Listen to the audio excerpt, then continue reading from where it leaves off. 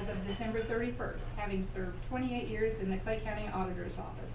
I've been married for 44 years to my husband, Richard, and we have 2 children and 3 grandchildren. I've been a Rotary member since the year 2000, and I served as president in 2012-13. I am a Paul Harris +1. But enough about me. My guest today is Mark Spelbring, who is a Clay County native, born and raised in Poland, and a graduate of Brazil High School. Mark has served for over 27 years as an extension educator with Purdue Extension, and has also served as the city clerk for our neighboring town of Rockville. Mark is also a member of the Rockville Rotary Club with our friend Susan Thomas. Mark is running for state representative of the 42nd District and would like to share with you some of his comments and goals for the upcoming election. Please give a warm Brazil Rotary welcome to Mark Spelbring.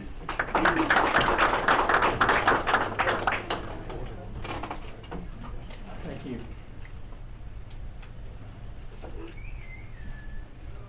Oh, I'm really happy about stuff here. I was going to go into that, except I don't have a buck, so I'll have to make change, so I'm going to be able to do that. Well, thank you. I appreciate the opportunity to do that. Actually, what I was thinking for a happy buck would be to say thank you for the opportunity to speak. Years ago, when I first started thinking about the idea of running for office, I assumed that what politicians did was that they gave a lot of speeches. And you find out, no, you raise money and you knock on doors and you do ads and you do a whole lot of other things, and you rarely, in some cases, get a chance to actually do any of the presentation like what you're allowing me to do here. And I don't really want to give you the so-called stump speech, hard sell, all that kind of stuff. And here's the thought that I had, as was stated. I'm a Rotarian. I actually had the button in the truck because we do the drink tent at the Covered Bridge Festival. And that's a lot of work, but we do so that way. Most of us have our badges with us instead of having them in our regular meeting area.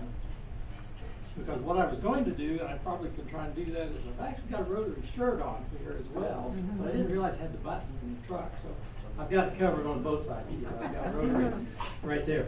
But what I was thinking about was, you guys didn't actually go through this, but our president up there had a comment to me one time about political types of things, and said something about if there could be a Rotary party, political party. And of course there's not, and Rotary is nonpartisan, non-political. But I got to thinking about that a few times. Apply the 4-way test to some of the things that we do in political areas. So, as you're deciding what you're going to say as a politician and you're going to work with people, is it the truth? Do all politicians always tell the truth? How many think that's true? I didn't want you to lose your spork or anything, so I knew you weren't going to hold your hand up on that. Only the retired ones don't. I was going to say Dave Brazen's game. Some politicians always tell the truth. Frankly, I believe Jimmy Carter was famous for saying, "I never lied to you," and that was great. Not many people that we ever had in that particular office as an individual and as a person. Okay, is it fair to all concerned? Is that an important part of campaigns? That you want to make sure that if you say something, it's certainly fair to your opponent and doesn't put them in a bad light or something? Probably not. You know, so we may fall a little bit short there. And then we look at the other couple down here. Will it build goodwill and better friendships? Is that the goal that you think about when you look at like an ad on TV or someone running for office, that they're trying to build a good friendship with their opponent, or not? Some of you talked about a couple of debates that you've seen in the last few days that have been on TV. So you kind of question that one. And will it be beneficial to all concerned? So I just thought, think about that a little bit, because I've tried to think about that a little bit, and how you approach a campaign and how you approach some of these types of things. So, and I do want to have a little discussion with you here as we go into this a little bit as well. So I'll tell you right quickly now, my goal for today is really quite modest. All I want is to be sure, when we're done here, that everyone here who has not voted yet will vote for me. We'll also take about 10 of my brochures, these little packets, to give to your friends. And if any of you have already voted and voted for my opponent, how much of you feel guilty? Aside from that, hey, you know, this is fun. Well, as I said, I'm from Park County. Originally from here, and appreciate Mary Jo's introduction, giving you some of my background. And I've worked on trying to put together some kind of scripts for radio ads and things that you might say. In fact, I've got a Facebook page, and it's got at least one post on there, a couple of Facebook pages, that I took the phone and I laid that down in the tractor, and you can see kind of through the steering wheel and see what I'm doing in there. And just try to have something like that. But try to think about the kinds of things you want to say. So one of the thoughts I had was, okay, Covered Bridge Festival's over, and we're going back to normal. But what is normal? And how good is normal? And if you look at some of the rankings of Indiana versus other states, there's several areas where we don't come out too good. I've got some examples here. We started the year with a teacher shortage, 2,500 teacher shortage. We got textbook rental fees and teacher pay. We ranked 41st in teacher pay, 42nd in infant mortality, 47th in the maternal mortality, 41st in overall health. And here's another one. Our gas tax, this was on August 1st, was 62.4 cents a gallon. So the point on these rankings and some of these things and comparing to other states is, in Indiana, we've had a supermajority, complete control basically, in both houses of the legislature by one party for at least a decade.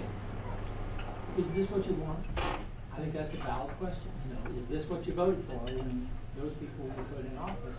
To end up with these rankings on some of these important things, such as health, down in the 40s and in the 50s. So I think it's a valid question to ask.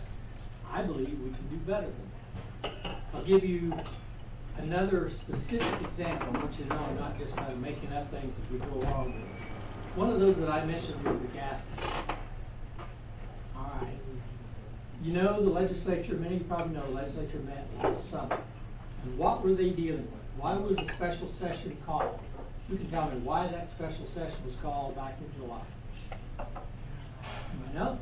I know Dave knows, but somebody else. It was to deal with the budget surplus, because we had obviously built up a very large surplus. How much was that budget surplus? Anybody know what our surplus was back in July? 6 billion, billion plus. So that's what we were dealing with. And so they were called into special session. The governor announced this early in the year, I think probably in May or something like that we would be coming in, and would deal with that and discuss what do they want to do. Are they going to figure out ways of spending that? Are they going to give it back? Are they going to cut back? What are they going to do? So that was the reason they were called into session. Okay, here's another question. In July, and the session carried over into August, how much was the sales tax? And you realize we pay sales tax on gasoline in Indiana. How much was the sales tax on gasoline? Anybody got any idea? How many? 7%, right? It was just over 29 cents a gallon. And it's a kind of complicated way that it's calculated, and it's the same thing for a month. We calculate it, and it works out like that. But it was over 29 cents. Now, my own thinking is what would have made sense would have been for them when they came together and talking about this huge surplus. One of the things I think they should have done was to at least suspend the gas tax, the sales tax. The gas tax is so much per gallon, basically fixes roads. Sales tax is a little different. Some of it goes there, some of it goes into that $6 billion surplus and adds to it. So they could have suspended that for 6 months. Let's say that would have got them into the next session when I'll be up there helping to make the rules in the next legislative session. And you could have been saving 29 cents a gallon. It varies, so it's basically a quarter a gallon that you could have been saving from then all the way through. How many think that's a good idea? Anybody? I got it. I'm doing well. I got a couple of people think that's a good idea. But I just want to give you that idea. That's a specific example where I believe folks in the supermajority really didn't do what I think would have made sense. And specifically, my opponent, incumbent Alan Morrison, was asked if they considered that and said no, they didn't even consider cutting that gas tax or the sales tax, cutting the sales tax on gasoline. So it was out there in the news, but they didn't even think about doing that. So I think that's an example that I can give you. That's kind of a specific topic. The other piece that I would just touch on, and no one likes to be negative in their comments about other people, but as I look at my opponent, what I hear as I knock on doors, as I talk to people, is someone say, well, they never see you. You know, somebody just made it back here. You need a search warrant to find it. Well, that's maybe a little extreme. But to me, what is the job of the state representative? It's being engaged with the people, being in touch, it's being able to talk to people, it's hearing what they're saying, and then going in and have the state representative. And it seems to me that he's kind of falling down on that because I hear that from what people say. Teachers tell them, well, they'd see him in the State House, but you go the other way and talk to and Farm Bureau people say, well, you used to call us back, you would call us back. And then the Cracker Barrel sessions in Terre Haute, that you know they do basically every month, doesn't show up. Absent Alex is the tag name that I put on it, because he's always absent when those things are happening. So I think there's some issues specifically with someone who's been there for 10 years and doesn't really seem to be doing the job. And I think there's some specifics that we can deal with, policy such as what I just described with the sales tax on gas. So I said I was going to give you a quiz. I don't know if I'll do that. But you got the little brochure here, but you can see more about me. You can see I've got obviously a background in agriculture. I've got the endorsement of the Indiana Farm Bureau elect, the PAC of the Farm Bureau. Maybe I mentioned the experience with local government. It's a little unusual to have a farm background and a municipal background both. And we used to talk about the 3 R's in education: reading, writing, arithmetic. And you may see in here, I've got 3 R's. Respect teachers, which I think is a real issue. I think some of the folks in particular have been designated and disrespected teachers for 15, 20 years. Restore the funding for public schools. As many of you probably know, you start out with a pool of money, and then a lot of that gets pulled off, and it goes to vouchers for private schools and such. And so there's other places, and what's left, and they can kind of pick and choose who they want to have as their students. And what's left goes to the public schools, and they obviously take everything. So it's a little different. So restore that funding to public schools, and then return local control. I think that's another one that we've talked about in the news, that you probably saw things. There was a bill, or a legal 1034 that they had. It said, for example, the teachers couldn't talk about certain things, but I think they started for like 7 different topics. Can't talk about any of those in class. You don't want to talk about slavery because it makes white kids feel. You don't want to talk about LGBT kinds of things. And there's age levels in there. Maybe that is appropriate, maybe it's not, but you don't talk about certain things. You realize where you are there. That's the state legislature basically telling the teachers in classrooms in Clay County and Park County and County, well, you can't say these things. It's an awful lot of micromanagement to me. And my 3rd R is return local control. You've got a school board. They can set a lot of those kinds of policies. And granted, private schools may not have a school board, but there's a public school board. I know there is. You've got a lot of candidates that in this county, you know, they're running for that school board. So, return local control to the schools, to the local people who are the ones that are basically running those things. Restore funding and respect teachers. And you hear teachers say this a lot, that it really is an issue of feeling like they're disrespected. So I would encourage you to look at some of the other details in here. I put in the middle here, why change representative? Why change the individual that's there? And I've given you some of that about not being in touch with people, not being available with the current person that's in that. And then intending, instead of listening to folks here and kind of going there and representing them, instead in many cases kind of following the party line, the ideology that some of the folks up there that are in charge to say, this is what we're going to do, and kind of going along with the ideology that I think is extremist. And so those are some of the points that we've made. And we know, for example, in this case with the summer when they had the special session, they called in to deal with budget surplus. They were in a hurry to get onto the abortion issue, and there was something there. And they were quite restrictive in what they passed, and it's already in court. So you kind of knew that's where it was going to go. They went through in a real big hurry.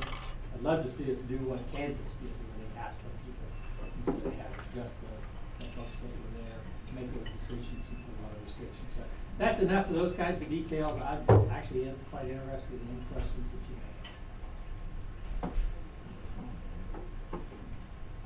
Mark, you want to talk a little bit about the redistricting, the 42nd has changed Okay, quite a bit? the 42nd district changed, and I did run in the 42nd district 10 years ago, and 10 years ago I ran again against Alan Morrison. It was an open seat at that time. That's the first time this area was in District 42, so the district kind of shifted this way.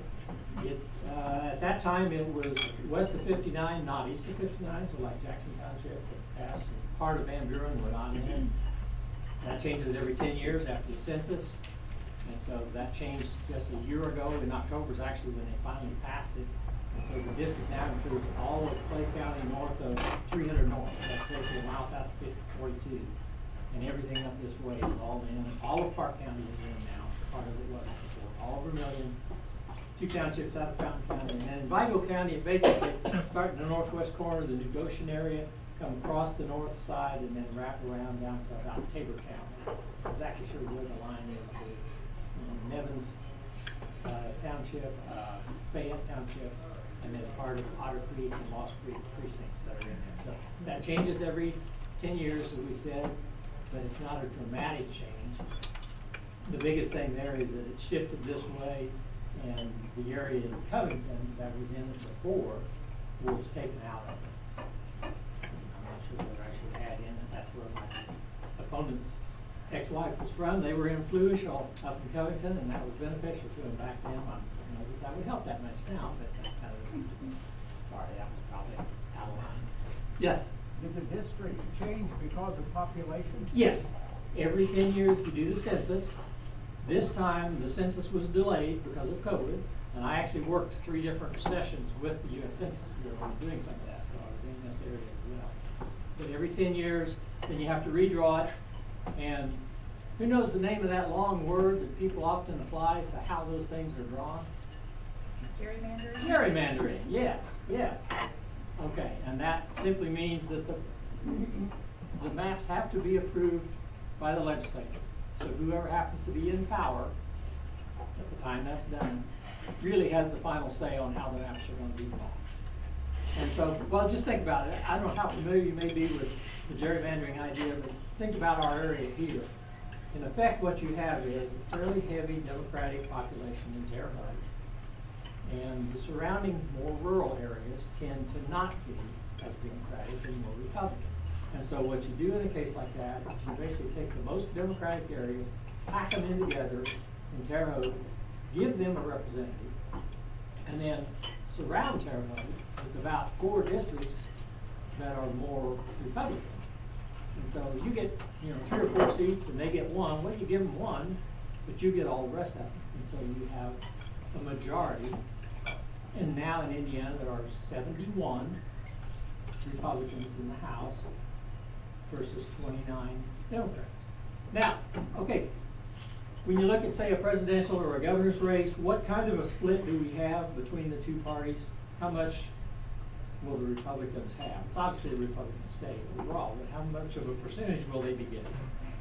Do I know? Like 57, something like that, a little under 60%. But in the legislature, in the House, they've got 71% of the House seats. In the Senate, they've got an even higher, it's 82% of the House. And so how you draw the districts makes a difference. And that's one of the points that was made about the abortion issue. And people said, well, why can't we do like they did in Kansas and have everyone kind of weigh in on that and get a sense of where people are? And the President Pro Tem of the Senate said, no, we have representatives and we'll make that kind of a choice. And some people have said, if it was a more balanced, if it actually was more like a 57%, Republican area up there, that might be a little different. Because what that individual said is, if you don't like the decision we made, you can vote us out. It's very hard to do when some of the districts are stacked so strongly in one particular way. And there's been talk, about independent commissions, having academic people draw the lines instead of political people. There's not a perfect solution to that. That has happened in certain states where they've gone to a different system instead of, I think ultimately it would have to be approved by the legislature, I think, is the way things are set up. But, there are some options about how you set up that redistricting process that takes place every 10 years.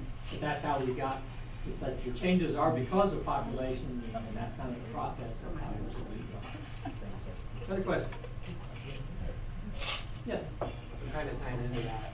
Indiana is one of a handful of states that still really allows straight ticket voting. And I know that some representatives have pushed to eliminate straight ticket voting here, and I feel like it hurts. It hurts down ballot candidates for somebody to walk in, push the button, and leave, and then they leave 5 or 6 candidate choices blank. But I know Representative Tom Saunders really kind of pushed for that. Now he's retired from the state house, and he's a Republican that was pushing to eliminate straight ticket voting. But he had a lot of pushback from that. Is that something you considered or even thought of? Or? Absolutely, absolutely.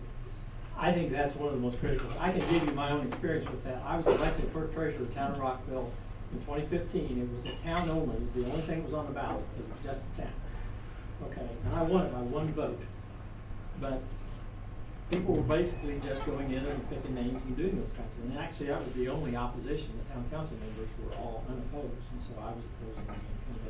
I'd been assigned for the Park County Sentinel, assigned me to go cover the town. I thought, I think I could do that job, so I ran for one by 1 vote. But they had already set up, and I was helping advise them in the process of doing it, to set it up to where the town wouldn't have to run the election themselves. It would shift over to the even year, and it would be a part of the county and the other elections. So 3 years later, when I ran for re-election, it was set up to where straight ticket voting was going to make a difference. And I got stomped. Like in my home precinct, the straight tickets was like this many of that party and this many of this. The ones that were not straight tickets, I won overwhelmingly. They went down through the ballot and looked at both names. I was winning. But it didn't work that way. And the biggest frustration I think I have with that, we do a Youth in Government Day program. Rockville Rotary and Purdue Extension co-host that every year. We got that set up in December now. And we bring in a couple dozen high school seniors, and we go through, they shadow local officials, and then we have a panel discussion with various people, local officials, and always the state legislator. And we've been doing some scenarios. I've been writing those. Give the students up in the small group and give them, study this issue and report to the group. Straight ticket voting is one of the ones I put on there about 3 years ago. So I wanted to see what the high school seniors thought of that. And most of them said, oh, it's okay, because it's good. Please. But that was the thought process that they had, and so the people on the panel. I'll give you a quick aside. We rotate the people who do that, the legislators between the Senate and the House. And this year it's Alan Morrison's turn. So I had to already tell him, by the way, if you win, I need you to come to Rockville and be on our program, because I'm the moderator of that program, and I would have to be doing that. So that's the way I do it. But I told him that, hey, if things turn out the other way, I'll just handle it myself. But yeah, straight ticket voting, I think you're absolutely right. It really, really hurts us. And it depends on whichever party is in power is going to deal with that. Because there are some places they may have that where the parties are shifting. But I think it's a bad idea to have that. Go through, my gosh, every 2 years, every 4 years, can you not take the time to go down the ballot and pick who's there? The other piece, and I mentioned it in here, is if you're prone to be voting on the Republican ticket, and how many people, some of you may not realize it, you go in and you mark, well, I'll switch it, you mark the Democrat at the top, but hey, your neighbor down here is running on the Republican ticket. You can go down that ballot and mark that individual, and it'll override just that race. So if you're in a hurry, go in and mark the one at the top that you want, but go down and pick out 2 or 3 people along the way that you know from the other party that you specifically want to support. And it'll pick those up and override the ones on the other side. It can be done completely. The other piece you may not realize on straight ticket voting is if you've got multiple candidates, where it's choosing like county council at large or town council at large, those don't carry through because it's electing a multiple number. Like choose 3, and so you have to go through and do those. Okay? But you can only vote for one, right? No, and some of those, like if it's county council at large, there are 3 seats. Now, this year, your county council races are by district, and so you've got the 4 different districts, and you just, within that, you vote for one. But 2 years ago, 2 years from now, it will be at large. There will be 3 slots on the ballot to be filled, and there could be 4 or 5 or 6 candidates. And what I'm saying is, if there are 6 candidates on there, 3 Rs and 3 Ds, and you mark one at the top that doesn't go through onto those because of the way it's set up with multiple seats available within that race. So you have to go down and vote those. So you have to vote for 3, you can't just vote for 1. No, you can vote for one. You can vote for one, but if you just mark it at the top, it does not catch those down there because it's a multi-seat race. Thank you. Okay? Okay. What Yes. makes you think, what separates you from the rest of the candidates for the position? Why do you think you're the best candidate for this position? In this case, I think I'm probably more in tune. You know, was an educator, an extension educator for years, so I'm used to being out and visiting with people and finding out what their concerns are. In that case, we were trying to apply educational information to help them solve problems. And so that's a lot of what I've been doing for many, many years, and have an understanding, I think, of the district and an understanding of a lot of the issues that we have. And frankly, I think at this point, more in touch with the people than my opponent, because we've talked about party being out and around, party being seen, and tending to kind of follow a party line, as opposed to being more balanced, I think, in the view. I think that would be the difference. Okay. One other point I will very quickly make. To me, there is an extremely important race at the state level in Secretary of State. And we've got a race there that I think is extremely critical because that's who runs the elections. And one of the candidates early on was kind of saying, well, they probably wouldn't certify things if their party didn't win, and there were some real issues there.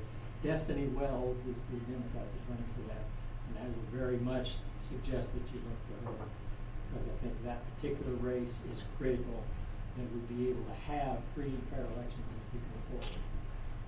So that can be my final thing. Obviously, I'd like for you to vote for all Democrats, but me and Destiny are kind of the ones at the top of the list. Any other questions? All right, thank you very much. Hey, I appreciate it. Might get our picture here. Wonderful. Okay, one, 2, 3. Vote Democrat, Dwayne. Just kidding. The reason why he said